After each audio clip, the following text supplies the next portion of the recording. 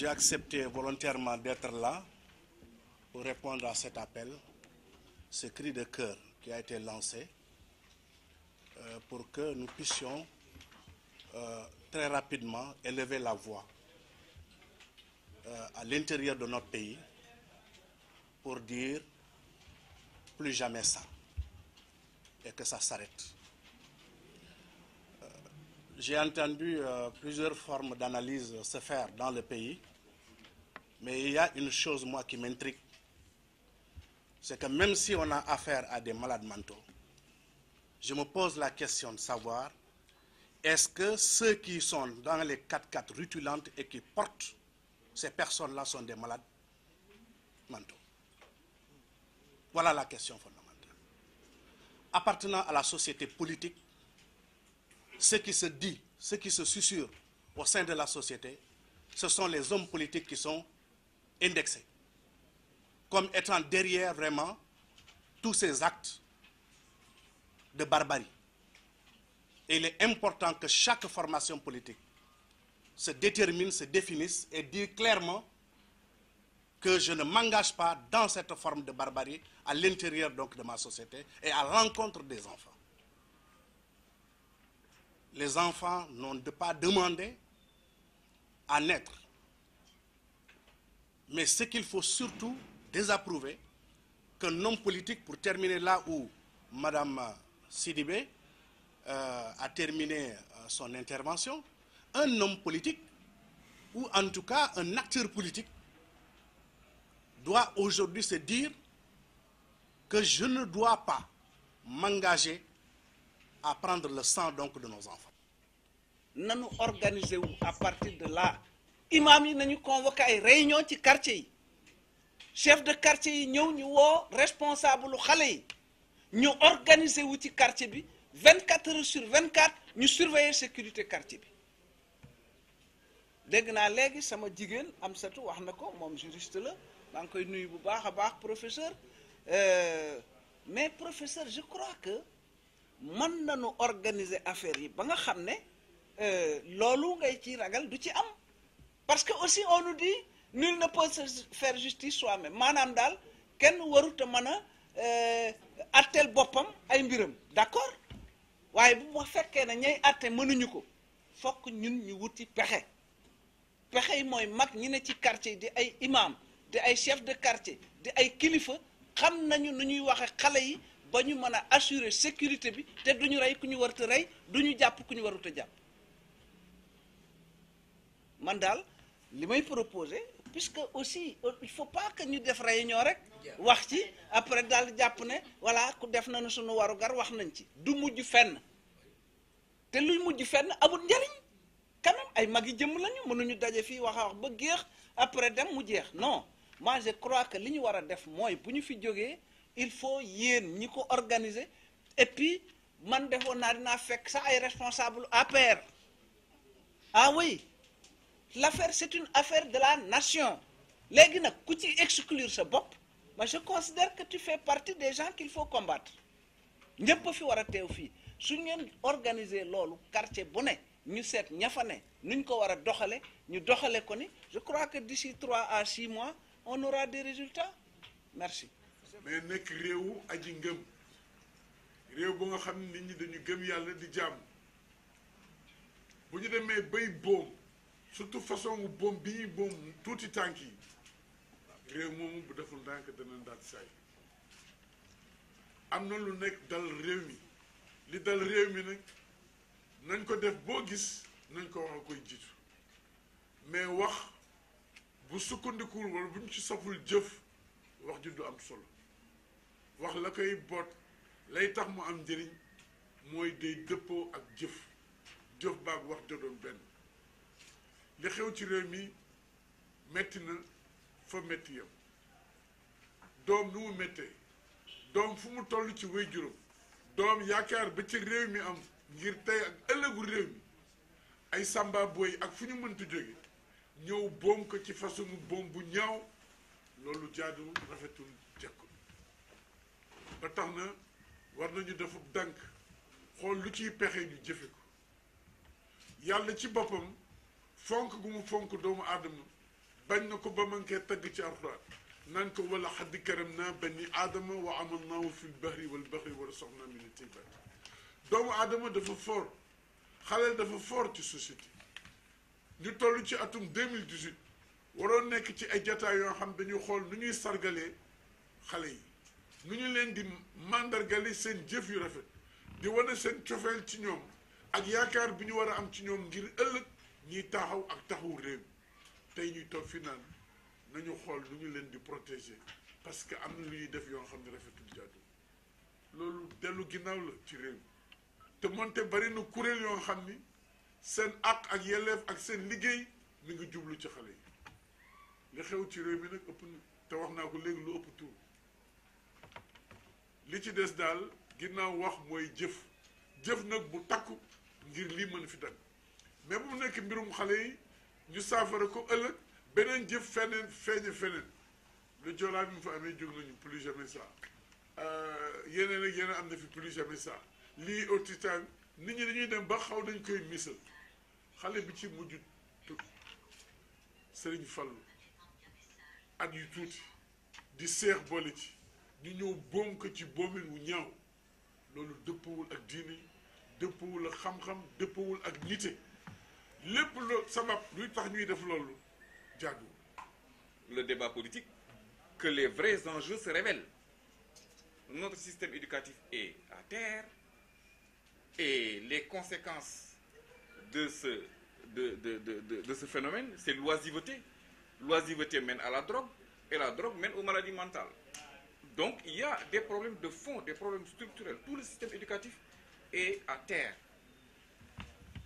Pour prendre deux exemples extrêmes, si vous prenez les pays dits modernes, la Finlande, par exemple, ils vous disent qu'un enfant doit aller à l'école avec plaisir.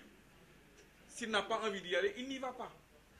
Parce que l'école, ce n'est pas un mouroir. C'est un lieu d'éclosion de l'intelligence.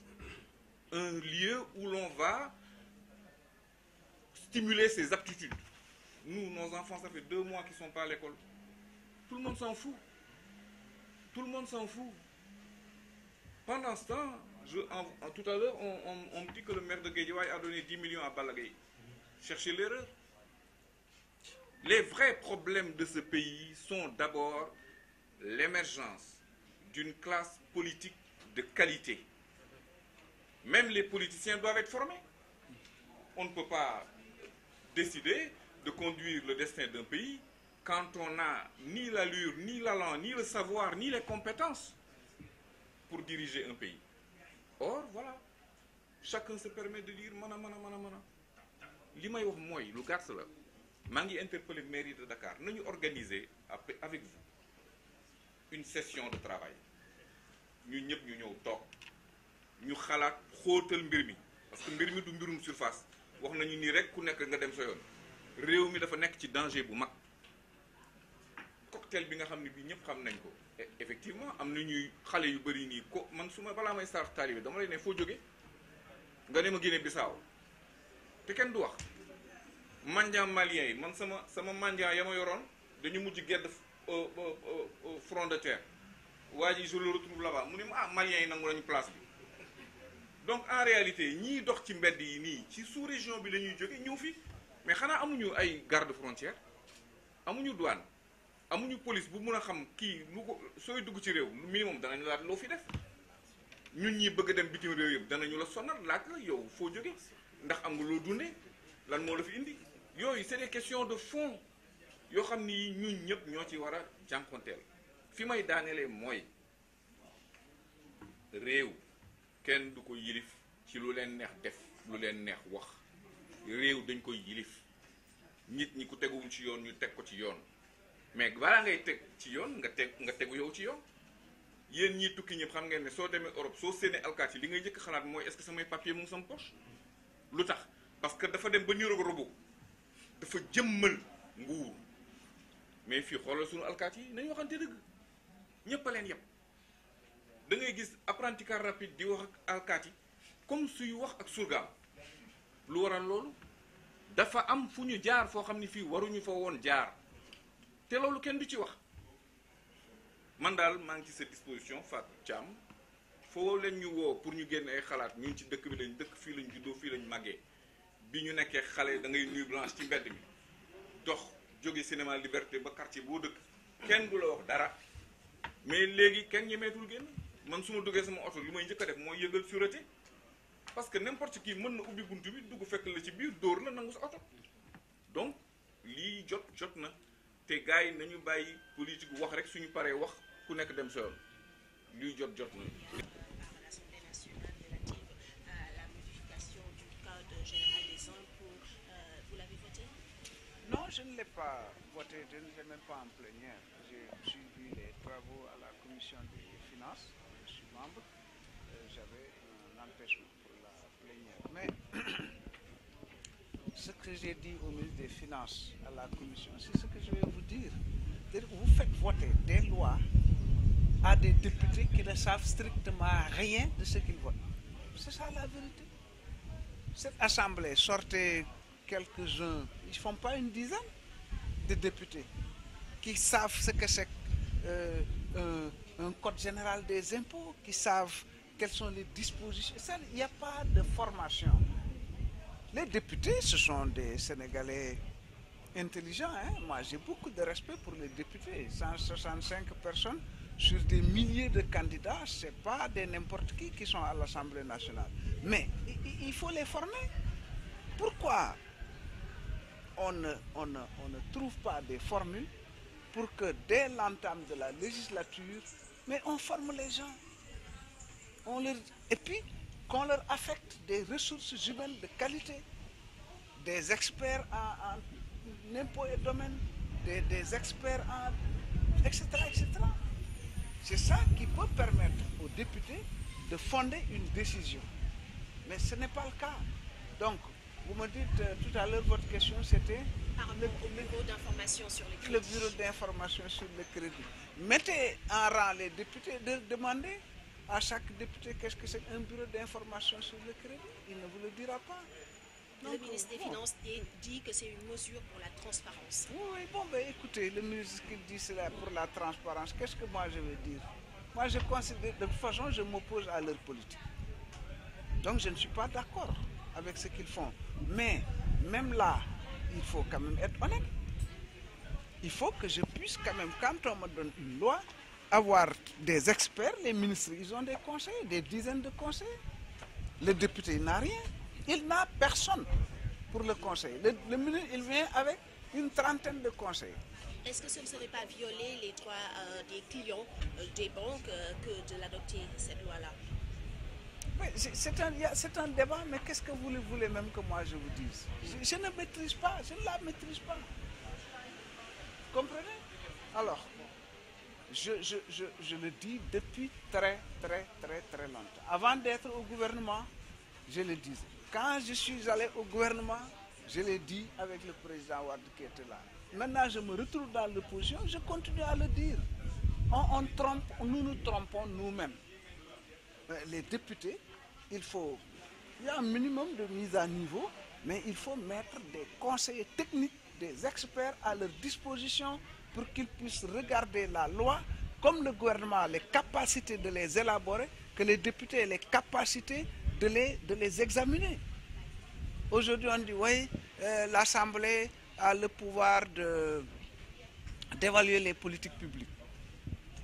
Et pourtant, un atelier a été organisé en ce qui concerne la stratégie nationale numérique 2025.